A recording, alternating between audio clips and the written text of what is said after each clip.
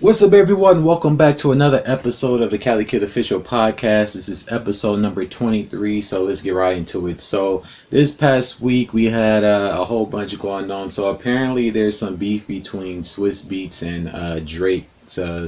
He was online with Busta Rhymes on his show called some online radio show that he does all the time, and he kept calling Drake pussy boy.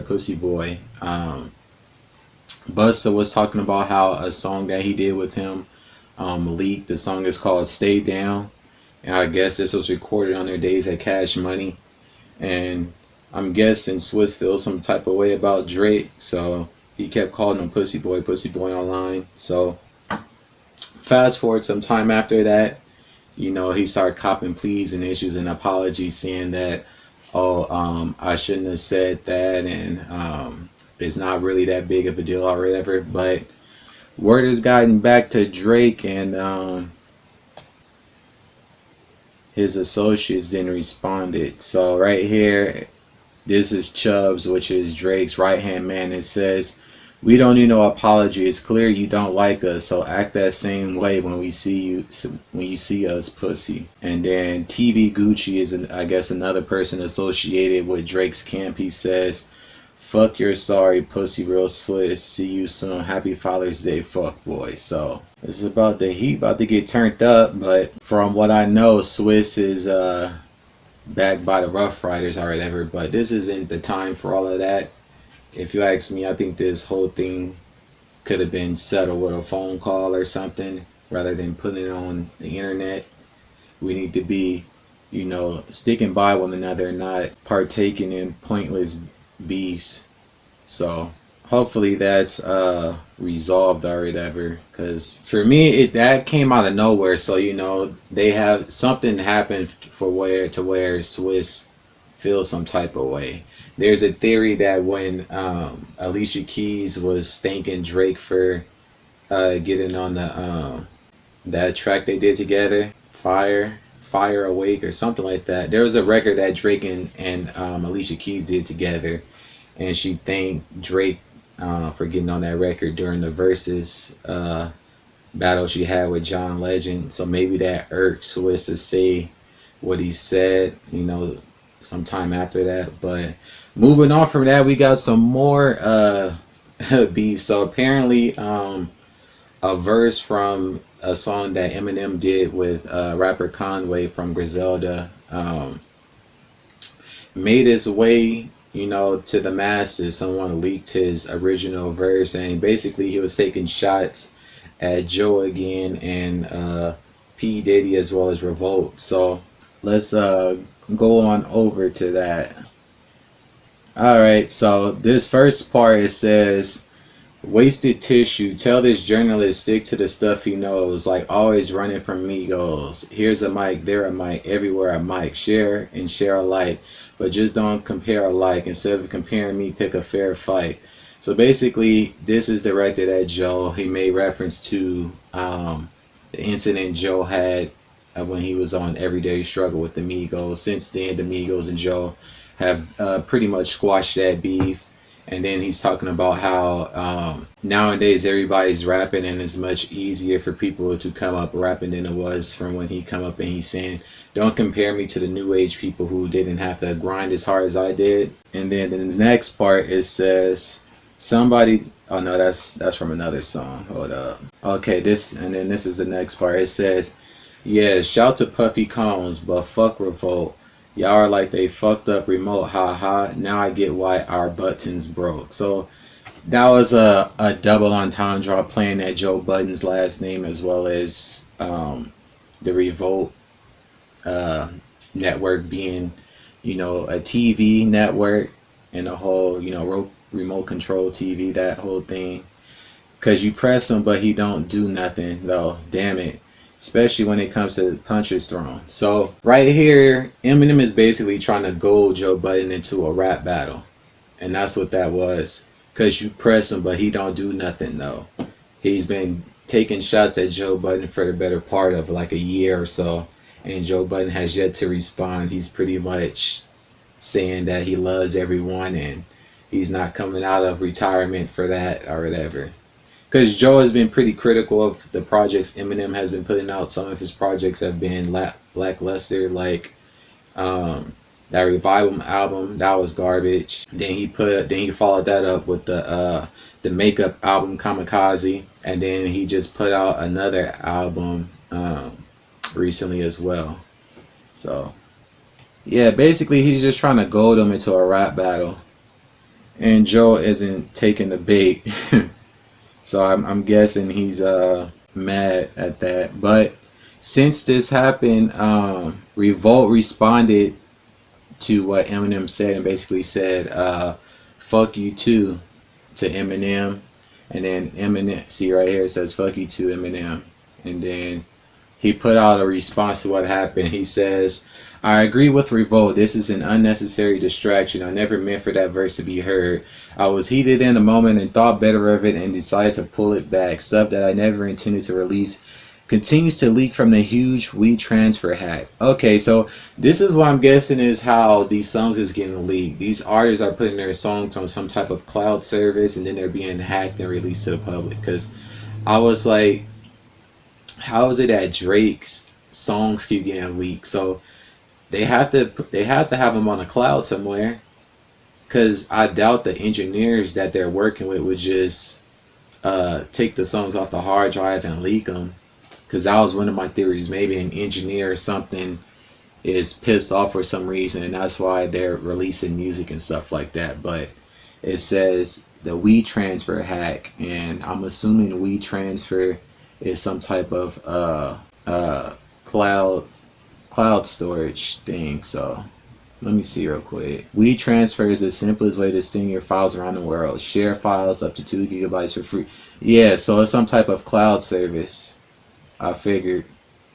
Y'all gotta start doing that if y'all don't want your stuff to get leaked like that. But continuing on, he says, I don't have any issues with Revolt. I actually welcome the opportunity to work with them on some positive things and turn this in a different direction. I mean, I think because of what's going on right now, this is probably why he issued a response. Because if this was like early Eminem, he wouldn't have said anything. Because he ain't took shots and said some of the most scandalous stuff in his career. So, but I don't see this really going anywhere. I'm probably gonna still take shots at Joe until he responds or whatever. But that's all this is just, you know, hip hop back and forth. But moving on from that, so 6ix9ine and Nicki Minaj's new single Trollz officially debuted at #1 on the Billboard, and 6ix9ine didn't waste any time getting into some of the shenanigans going on behind the scenes. So apparently several fan bases got together to pretty much blackball, or should I say, to pretty much try to stop the song from going #1. So right here it says, come get y'all fans. 8 different fan bases team up in an attempt to block Trollz from reaching #1. Apparently he got his hands on some type of group text message. It says, extended message for BG members only. Barty Gang. We have established a donations fund for international and or Android users who cannot purchase Rockstar on iTunes. So Rockstar is that song with the baby, Little Baby, that just came out. So you got Cardi fans teaming up with the Baby fans and Little Baby fans. And then it says, we ask only for a small amount to purchase the Explicit Clean and BLM remix on iTunes, and we'll PM you the receipts. If there are other fan bases such as Arianators, so you got Ariana Grande, Monsters, who the hell is that? Or Navy, with serious inquiries to donate, tell them to PM me on Instagram personally. So far we have made $188.34 from 146 donations. DM/PM back for more info.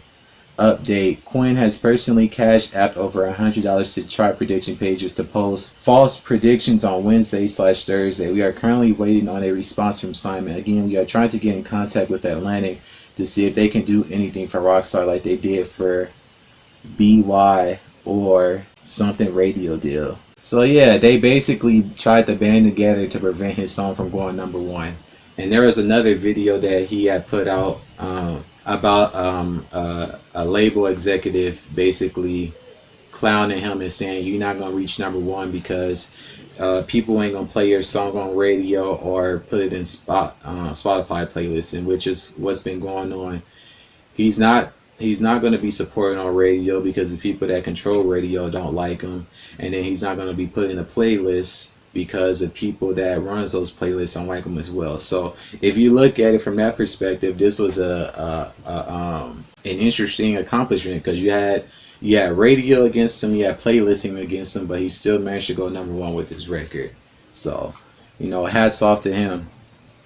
If y'all keep feeding into trying to be against him or hating on him just because he told on people, which has nothing to do with music, then he's just going to continue to use that to market his music and continuing to do those numbers that he's doing. Because even before he went in and told or whatever, if you looked at his songs were doing hundreds of millions of views even before this, and they're going to continue to do that. So, and then you got artists reaching out to work with him. Nicki, she's been rocking with him. Akon, we even saw who was that? Anuel.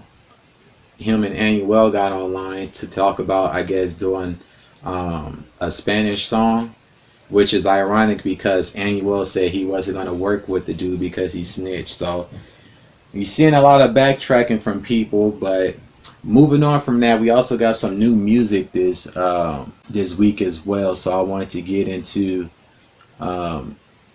these albums. So we're gonna start first with Teyana Taylor's album. It's called The Album, which I think she called it that because this is probably the type of project she wanted to put out instead of the 7-track project, KTSE, Keep the Same Energy, that Kanye West produced. So this is probably the body of work that she wanted to put out. So the album is 23 songs.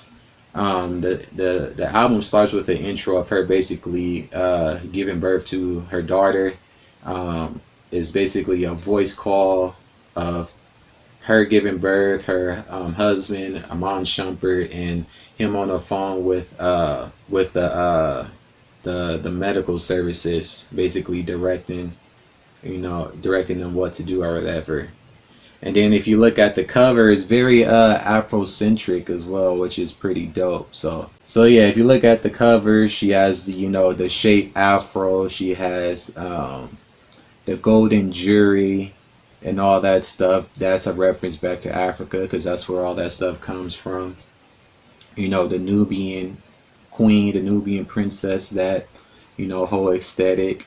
And then the album, she pays homage to a lot of different black artists as well as different black music styles. Like on the song she did with Erykah Badu called Low Key, there's a part where she kind of like interpolates some lyrics from Erykah Badu's song Next Lifetime.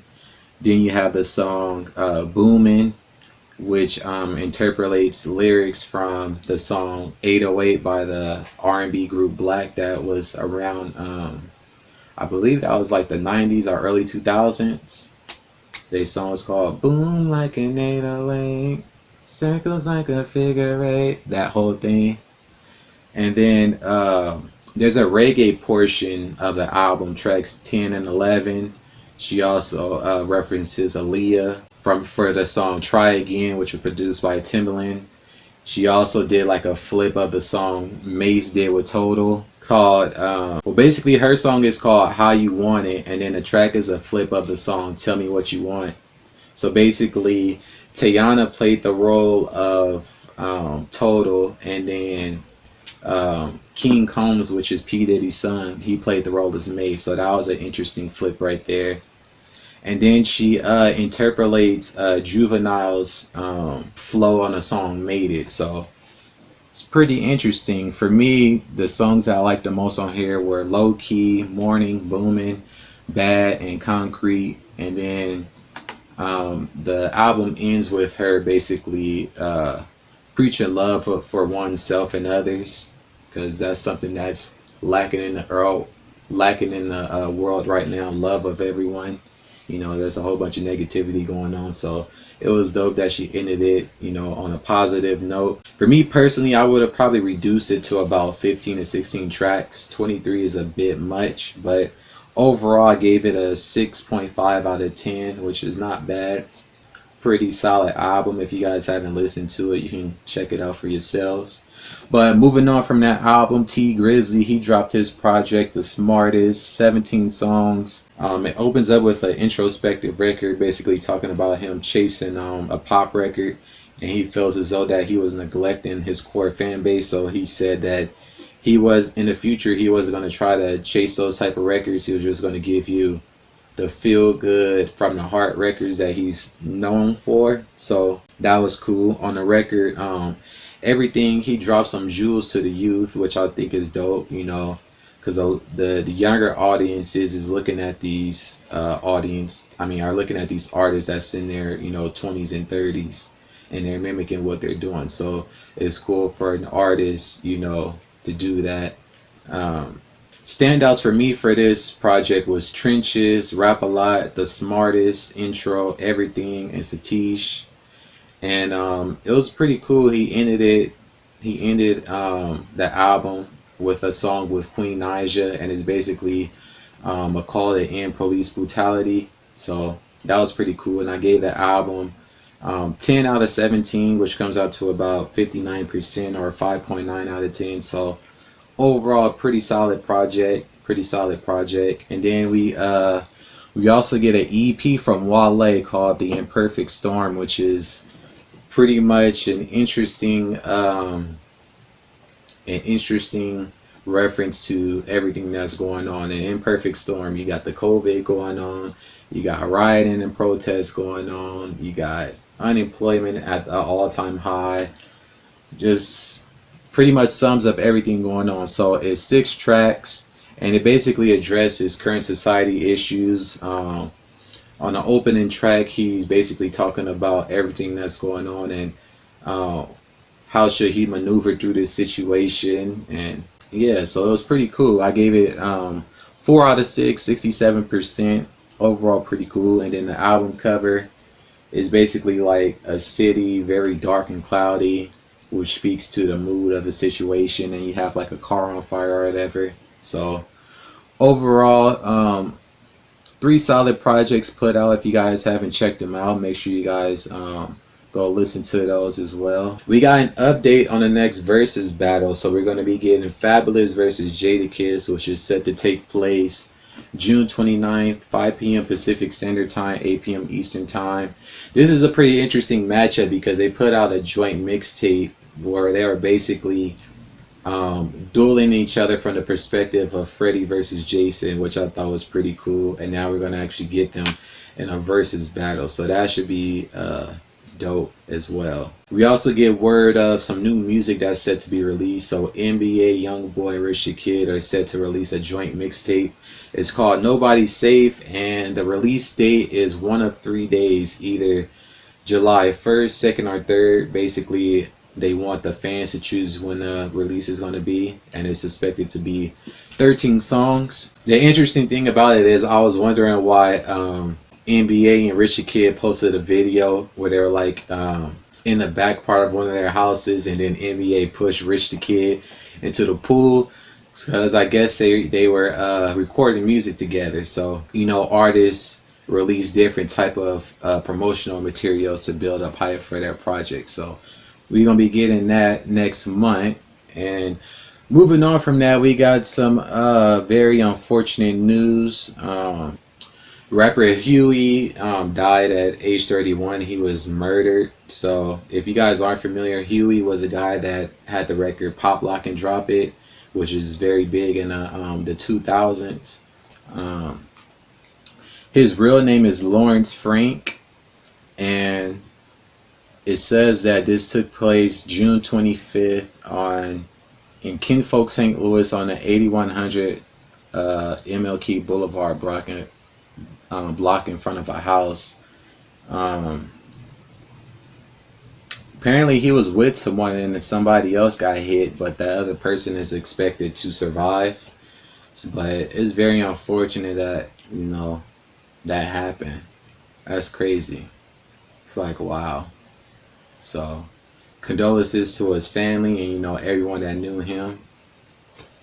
It's always unfortunate, when these type of things happen. And then these is like people posting their time together. Damn, he had a daughter too, a 13-year-old daughter. Damn. Wow. That shit is crazy. Moving on from that, so apparently those NYPD officers that said that they were that their food was tampered with were apparently lying, and is being reported. It says doctors found no symptoms, and then they were also given like vouchers to come back to the restaurant to eat there again, and the officers accepted that. So if you were poisoned by an establishment and they gave you vouchers to come back, why would you go back if they poisoned your food? Wouldn't they do the same thing the second time? So that's a red flag right there as well. So it says, shortly after they were taken to the hospital, an investigation took place, and it was determined that the incident was not intentional. Still, the NYC detectives associated noted it as such. Well, a new report says that the cops were never actually sick in the first place. They reportedly only had a strange taste in their mouths from a cleaning solution that was used on the shake machine. However, they returned, and a manager gave them vouchers for free meals in the future, which they accepted. As they say, acceptance is compliance. A crime scene was set up at the location in question after the officers told their sergeant about what happened. The cops were apparently rushed to a nearby hospital where they were promptly released because none of them actually showed any legitimate symptoms. At the same time, a lieutenant falsely claimed that the cops started throwing up and after drinking the shakes, which was untrue. The NYPD is reportedly still reviewing the incident despite there being no criminality report. The NYPD is trash. Like, they instituted a new law where you can't use that choke hold on the people you're arresting, and there's videos of them still doing the same shit. It's like these officers don't care. There needs to be a washing of all the police forces and done over again. What I mean by that is it needs to be reformed all the way through, from the top all the way to the bottom. And there needs to be some type of oversight over these different departments, which that executive order that Trump signed is supposed to be helping to do that, to keep track of all the different instances where officers did things that they weren't supposed to. So hopefully that goes into effect soon. But it's like another day, another week of the same stuff over and over. But moving on from that, apparently in NASCAR, a noose was found in Bubba Watson's garage, and from what we gathered with the full investigation of the thing, what was said is that it's been in there since early 2019, and if you look at it, it's a long rope, and then the bottom part is shaped like that of a noose. Even if it was in there since 2019, you have a black driver. Why are you using a pulley in a form of that when you know what type of outrage that's going to, bring about? There's no need for that. So if y'all knew that was there since 2019, that means that it was intentionally left there to provoke an emotion when it should have been done away with. So the whole thing was investigated by the FBI, NASCAR, etc., etc. And then after the FBI's investigation, it came away with that it's been there and it wasn't intentional or whatever. So since that situation had happened, the NASCAR drivers basically did like this showing of solidarity. They like pushed his car out and walked behind him in sort of like a sign of solidarity.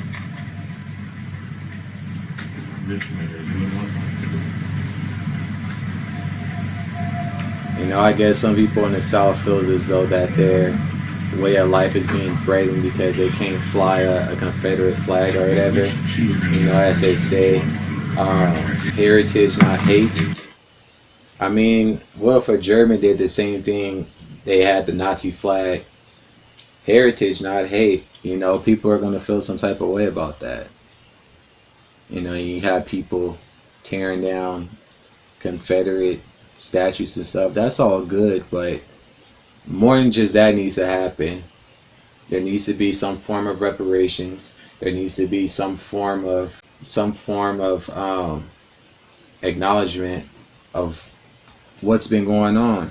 There needs to be laws put in place to where, you know, if you're doing things because of a hate crime, you need to be charged. I know that they recently passed a hate crime bill, but I'm gonna talk about that a little bit later. But it's like, it's always some dumb stuff going on.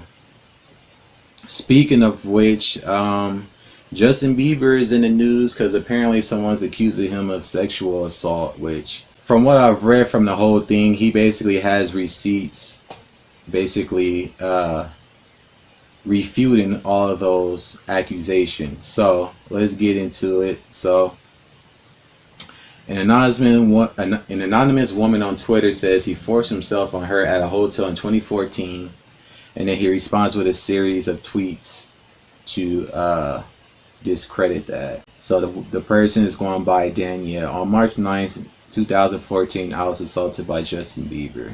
It says, Bieber denied the allegation on Sunday, posting a series of receipts, photos, and links on Twitter, which he says proves his innocence. Most notably, Bieber repeatedly claimed he was with Gomez, his then girlfriend, on the night in question, which he was because he posted photos of that day, and he was, well, actually, someone had did a selfie, and they captured Bieber in a photo with Selena Gomez, so there's that. And then it says, while Bieber confirmed that he performed for a crowd in Austin, Texas that night, he denies meeting any fans after the show or inviting girls to his room at the Four Seasons Hotel.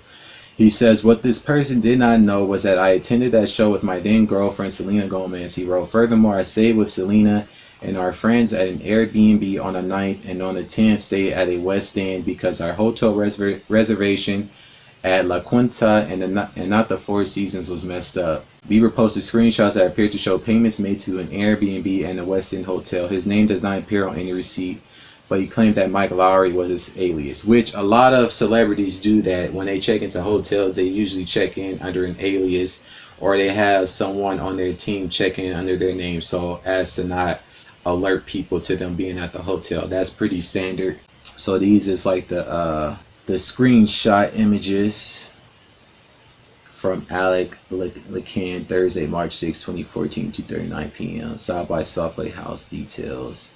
Please see the note from the related below as well as important highlights. Address 2000 Stanford Lane, Austin, Texas. Check in anytime after 3 p.m. Electronic lock on the front door, code to the lockbox. So yeah, this is the exchange with the owner of the Airbnb that Justin rented out. Daylight cleaning 50 that refused. Yep, so this is basically proof of him being at that Airbnb that he was talking about. For his part, Bieber said he became disrespectful to women when he was 19 years old and resolved his relationships. Then he says, every claim of sexual abuse should be taken very seriously, and this is why my response was needed. However, this story is factually impossible, and that is why I will be working with Twitter and authorities to take legal action, which he has, because now he's filed a lawsuit against the individuals that claim this happened. It's a $20 million lawsuit. So I'm pretty sure he's going to win this in court.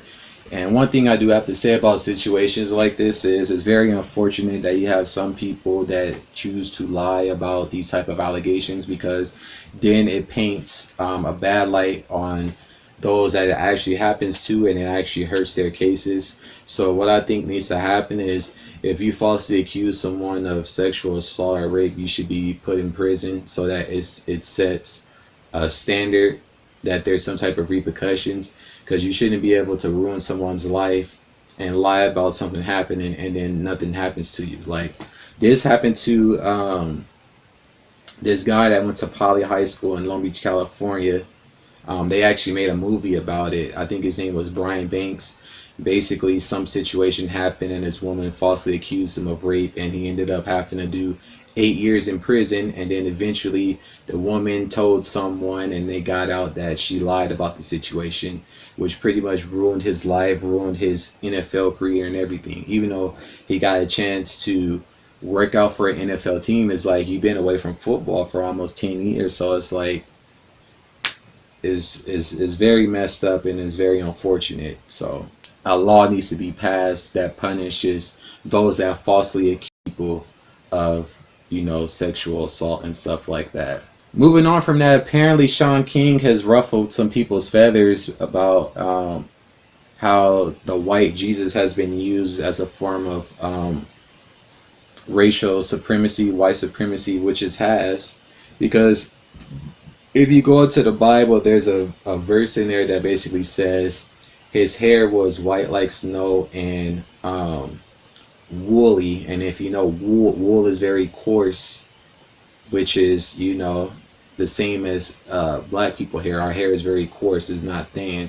It also says that his eyes was like that of an ember, meaning that his eyes were like red or emberish. And then it says that his feet was like that of a furnace, a bronze furnace. So that means that the pigment of his skin had to be dark colored and not the white color that they portray in media. And so basically, people feels as though their religion is being attacked or whatever. And he says, if you Google Jesus right now, it's me that comes up first. They are triggered. Again, if your faith requires Jesus to be a blonde-haired, blue-eyed British man, then your faith is not Christianity. It's whiteness. You are worshiping whiteness, which is true, because if you go to, I think it's the Italian church, the pigment of the Jesus they have on their stained glass or whatever is dark-skinned. So, but this is one of many things that has been done. This also reminds me once again of that movie Gods of Egypt. How do you have a movie about the gods of Egypt and none of the people playing the role of these gods are black or even the color of the Egyptians? They are all either Australian American or British actors. Not one person of Egyptian descent is playing these gods. So this is something that's been going on for a while with a lot of different things. And people are always going to be mad and upset about stuff, but it is what it is. It is what it is. So, as I was saying earlier, a hate bill has been passed. So Georgia, they passed what is known as the HB 426, was passed by the General Assembly by a vote of 47-6, and then it was transferred to the House, which passed it with a vote of 127-38, and now will be signed by Governor Brian Kemp pending legal review. And the bill would basically allow judges to add harsher sentences to crimes which were committed based on race, sex, religion, disabilities, national origin, etc. The bill was originally drafted in 2019 when a white female teen basically threatened to shoot up a black church. The bill, it carries penalties for a misdemeanor hate at 3 to 12 months, and then felony hate at a minimum of 2 years. So I think that's pretty cool, and it was basically streamlined because of what happened with Ahmaud Arbery. And speaking of Ahmaud Arbery, some updates to his case. So all three men in the case have been indicted.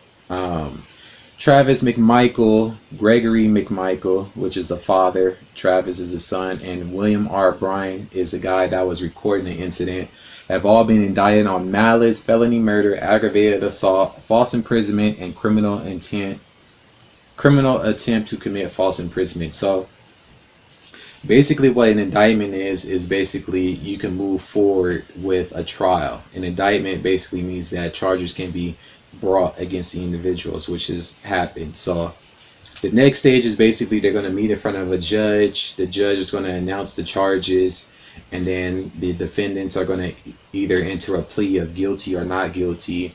And then once that's set, then that's when the bail, if there's a bail, is going to be set, and then a trial date, and so on and so forth. So this is basically the preliminary steps of the overall case. So it's good that this is moving forward. The people, involved in these other cases need to be brought to court and tried as well, whether it's for Teyana Taylor, whether it's for everybody that's been, murdered at the hands of, the police, etc., etc. All of them need to be, held accountable. But moving on into sports, my boy The Undertaker has announced his retirement. So on the final episode, he's basically asked a question of whether or not he's going to continue wrestling, and he basically says that he has no intent on getting back in the ring, and that he's satisfied if the Boneyard match he had with AJ Styles is his last match, which that was a very phenomenal match. The way that it was put together, I like that. It's better to go out on a high note, which that's a perfect high note. And then you have, different people celebrating. So AJ Styles, he says, still floored by the experience and reaction to the Boneyard match at WrestleMania. If it was the last time Undertaker laced up his boots, I'm honored it was against me. Yeah, they put on a hell of a show. That was dope. Ring announcer Mike Rome also paid tribute to wrestling star Undertaker. Yeah, Undertaker's my boy. He's my favorite all the time. I have a Mount Rushmore and all of that. I got Undertaker on there. I got The Rock. I got Stone Cold. And I got John Cena. That's my Mount Rushmore when it comes to wrestling.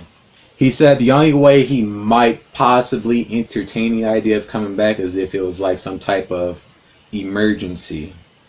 But other than that, he's pretty much done, which is pretty cool. I think going forward, because he still has a contract with WWE, he's probably going to be doing things behind the scenes with the company. So that's pretty cool. And we also get a look at Tom Brady in his Tampa Bay jersey, and he basically also talks about his motivation. I'm assuming, Tom Brady is my favorite football player. I'm a Patriots fan as well, so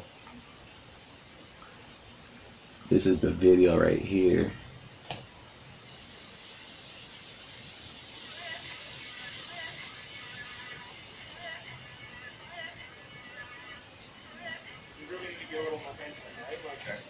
It sounds like it's some music in there, so I might possibly have to mute it. If so, you'll probably still hear it on the audio portion on Spotify and all of that stuff, but we'll just have to see what happens. Let's transfer that action and a little bit of that inertia. You set your feet, it's not just like the arm throw. Sure. I'd love to get a shot here, like your hips cross, maybe just like one step with you throwing, just so we could get that shape of your shoulders and hips. And then, all this other stuff, we want to work this a bit.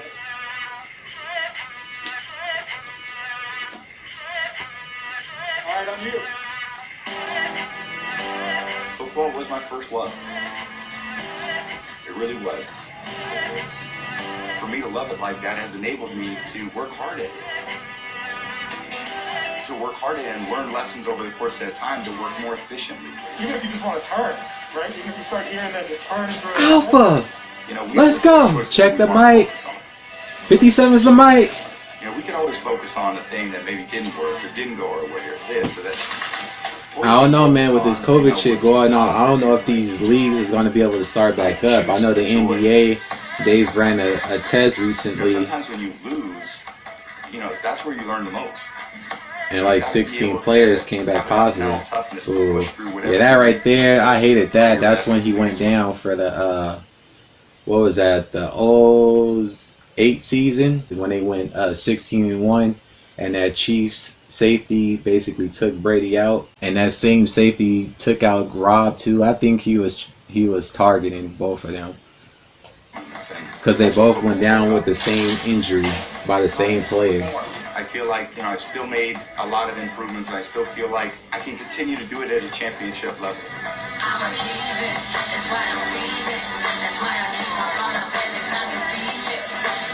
He can do it at a championship level. Bill Belichick was being cheap, and he put a bunch of bullshit around him on the offense. And that's why we struggled last year. Because the wide receivers, were bad. Julian Edelman wasn't healthy. He had a shoulder injury, and he had a rib injury, and he had to have surgery for those injuries as well. So yeah, that's basically Tom and his Tampa Bay gear. So I'm interested to see what's going to happen this season. It's going to be pretty cool. And LeBron is basically taking the steps to form his own media company. So it's called SpringHill Company. It will house Robot Company, which is a marketing agency, the game show The Wall, which will be on NBC, Space Jam: A New Legacy, which is a movie that's set to come out next year, Uninterrupted, SpringHill Entertainment, etc. He says the goal is to give a voice to creators and consumers who've been pandered to, ignored, or underserved. And the SpringHill name basically comes from an apartment complex he and his mother moved to when he was in his 6th grade. And the company will implement a policy that 64% of the hires are people of color and 40% of the hires will be female. And the board of the company, the chairman, of course, is LeBron James. The CEO is Maverick Carter, who is his right-hand guy. Scott Minerd, who is one of the investors from the Guggenheim Partners, LLC. Elizabeth Murdoch, who is also another investor from the company's sister, which is a content company. Serena Williams, Apollo Global Management co-founder Mark Rowan, Live Nation Entertainment Inc. CEO Michael Rapino, Boston Red Sox chairman Tom Werner, and Watcher. So they got some heavy hitters on here. So that's pretty cool. He also, he along with Trey Young and Jalen Rose, they started a website recently called morethanavote.org, and it's basically to help fight against voter suppression, which is very prevalent specifically within the southern states, and it also helps people to get registered to vote. So this is pretty cool. This is why LeBron, not just from a basketball sense, but as a role model, LeBron is someone you would probably want to, pattern yourself after, because, the things that he do, not just, for himself, but for society as a whole. He actually cares about what's going on. He's actually putting his money where his mouth in terms of trying to make a difference. So I thought that was pretty dope. But that's going to pretty much do it for this week's podcast. I appreciate you all for tuning in. Make sure you leave a like and a comment. If you're listening on Spotify, Anchor, and everywhere else, I also appreciate you all for tuning in. And until the next one, peace.